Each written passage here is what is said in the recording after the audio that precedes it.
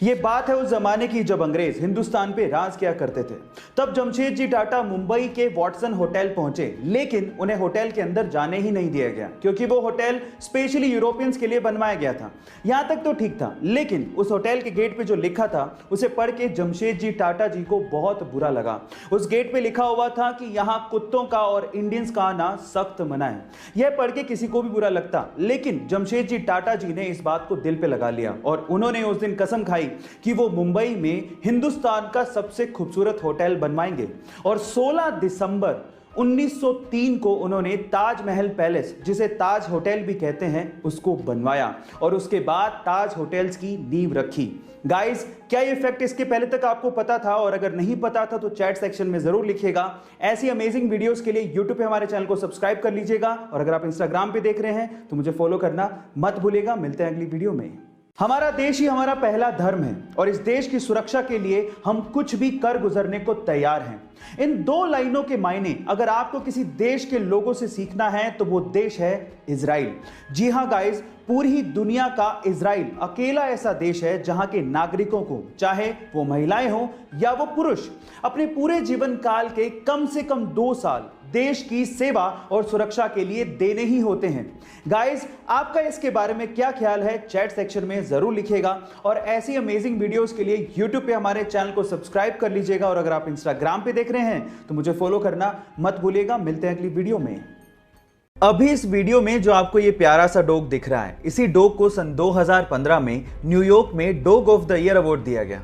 उसका रीजन जान के आप लोगों को बहुत ज्यादा प्राउड फील होगा। हुआ कुछ यूं कि इस डॉग का मालिक एक्चुअली ब्लाइंड था और इसी वजह से उसका एक बस के साथ एक्सीडेंट हो गया। तब ये डॉग अपने मालिक के साथ वहीं पे मौजूद था और अपने पांव टूटे होने के बावजूद भी इस डॉग ने उस बस को वहां से हिलने तक नहीं दिया। जी हां गाइस, जहां पर भी बस मूव करती ये सामने आके खड़ा हो जाता और तब तक इसने बस को रोके रखा जब तक कि उसके मालिक को मेडिकल असिस्टेंस मिल नहीं गया और इसी वजह से इसे dog of the year award भी दिया गया। ये प्यारी सी स्टोरी सुन के आपको कैसा लगा? चैट सेक्शन में लिखना मत भूलिएगा। चलिए गाइस, एक केबीसी का सवाल पूछता हूं। आप बाल किससे धोते हैं? ऑब्वियसली शैम्पू से, पर सवाल ये नहीं है। सवाल ये है कि जो शैम्पू आप लोग बालों में यूज करते हैं उसको किसने इन्वेंट किया था? कौन से देश में इसका आविष्कार हुआ था? ये सवाल है। क्या आप जानते हैं? चलिए मैं आपको बताता हूं। शैम्पू का आविष्कार किया गया था हमारे ही देश इंडिया में। जी हां गाइस, और इसके बारे में एक और इंटरेस्टिंग चीज बताता हूं। जब तक शैम्पू इन्वेंट नहीं हुआ था, लोग अपने बाल मिट्टी से धोया करते थे। और क्या आपको पता है कि ये जो शैम्पू वर्ड है वो कहां से आया?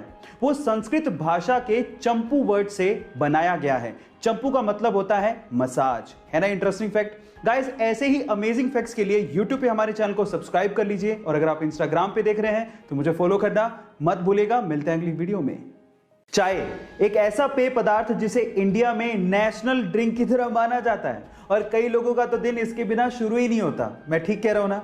लेकिन क्या आपको पता है कि जो चाय शब्द है वो इंडियन नहीं है? जी हां गाइस, ये चाय शब्द इंडियन नहीं है, बल्कि ये शब्द चाइनीज शब्द चा से इंस्पायर्ड है। पर सवाल ये, फिर इसे हिंदी में क्या कहते हैं? इसे हिंदी में दूध जल मिश्रित शर्करा युक्त पर्वतीय बूटी कहा जाता है। अब आप लोग कहेंगे कि इससे तो चाय ही ठीक है। जो आपकी इच्छा हो वो आप बोल सकते हैं, लेकिन ये इंटरेस्टिंग फैक्ट सुन के आपको कैसा लगा? चैट सेक्शन में जरूर लिखिएगा और ऐसी अमेजिंग फैक्ट्स के लिए यूट्यूब पे हमारे चैनल को सब्सक्राइब कर लीजिएगा और अगर आप इंस्टाग्राम पे देख रहे हैं तो मुझे फॉलो करना मत भूलिएगा। मिलते हैं अगली वीडियो में। गाइस, क्या आपको पता है कि सेब पकने के टाइम पे इथाइलिन गैस रिलीज करता है? जी हां, ये सच है, बट टेंशन मत लो। एक्चुअली इथाइलिन गैस सेब के लिए नेचुरल प्लांट हार्मोन ही है और ये आपको कोई नुकसान नहीं पहुंचाती है। इनफैक्ट ये natural plant hormone ethylene gas सेब को जल्दी पकने में मदद भी करती है। और एक और इंटरेस्टिंग बात बताता हूं। मान लो कि किसी फ्रूट को आप जल्दी पकाना चाहते हो तो आप उसे सेब के पास रख दो, क्योंकि सेब से इथाइलिन गैस रिलीज होती है तो वो एक्चुअली उस साथ वाले फ्रूट को भी जल्दी पका देगी। है ना ये इंटरेस्टिंग फैक्ट?